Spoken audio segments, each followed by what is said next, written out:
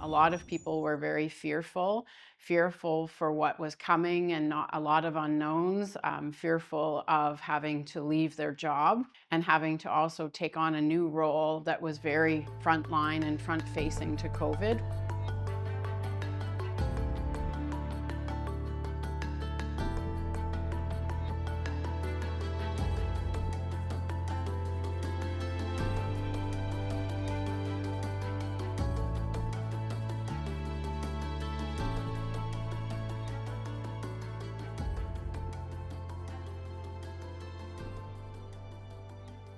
I remember then seeing that first case that came to North America.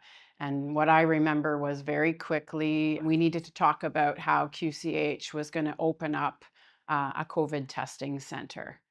So very quickly, we realized we need to find a space big enough to expect hundreds of people going through and to house many, many staff that would service those. So to find a location close to the hospital, big enough, with surface parking was key. And we realized that there were some vacant schools close to the hospital. So we reached out to the Ottawa Carleton District School Board and asked them if we could borrow their school for an assessment center, and they said absolutely yes. In QCH form, we do everything together. So it was an all hands on deck, going over to Moodie's school and literally just mapping out what we needed to do. So the assessment center was actually built in 7 days. And what that means is taking a wide open gym and getting 4 or 5 registration desks to get the waiting room set up. We built exam rooms. You had an ECG and a portable x-ray.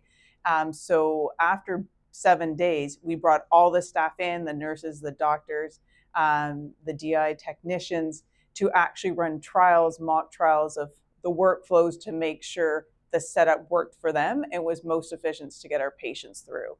We don't want to set up just another testing center. We actually want you to do an assessment center, meaning we actually want you to take care of patients. The importance of this clinic was to protect our emergency and make sure that anybody that has COVID-related symptoms and any respiratory symptoms would have access to care, given the limited resources and the ability for primary care to manage those cases at the time. Once the testing kind of got opened up to more people and we had, all of a sudden 8-9 hour long lineups, it was messy.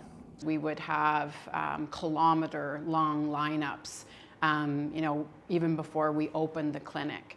The biggest challenge was making sure people were safe, not just within the building, but outside the building. Walking with Eli, our security guard, and we had buckets of water that we would be handing out. We'd be bringing chairs. We'd have to assess the wellness of our patients in line and also critically pull people from the line based on their acuity. When they came up with the idea with the bracelets, so they had handed out those bracelets to people to come back. That was kind of the best we could do with having people waiting that long. Anyone 4 hours and beyond, we'd give bracelets to and give them sort of time slots, 30-minute time slots to come back. Helped alleviate their pressure of, not being outside for 8 hours with their kids or with their entire family.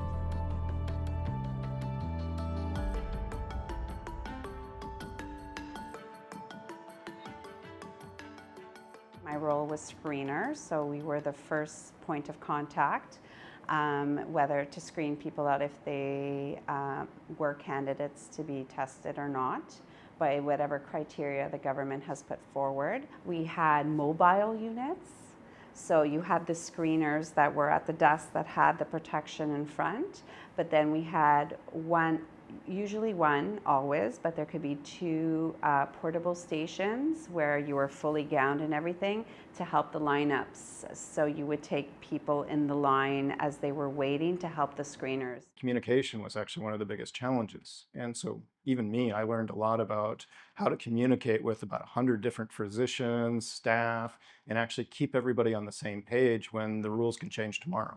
We always had briefings every morning before we started our shift.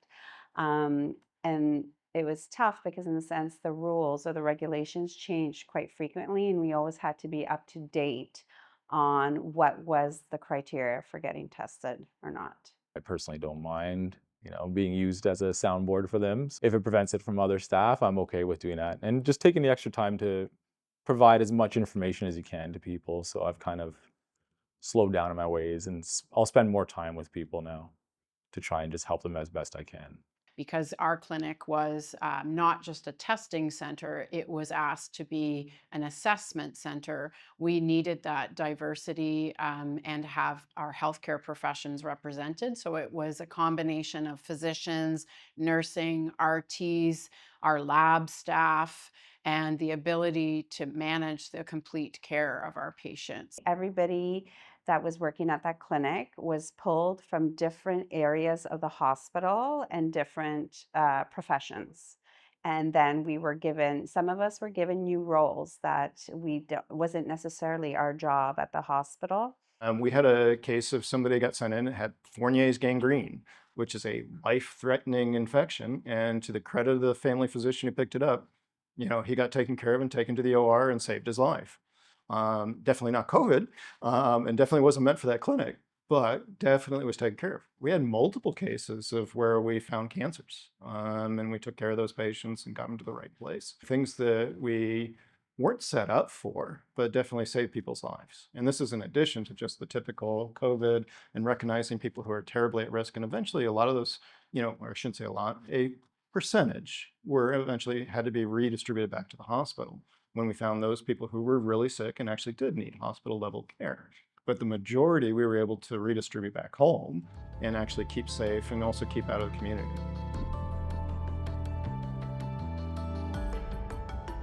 The school came back and said, we actually need our school back. So we got evicted. However, they said, we can offer you this other vacant school. And so we then relocated the assessment center and again, applied our lessons learned from the first assessment center to that one. It's a similar layout. There's a big gym. The little fine details could be changed. So we actually built the assessment center twice.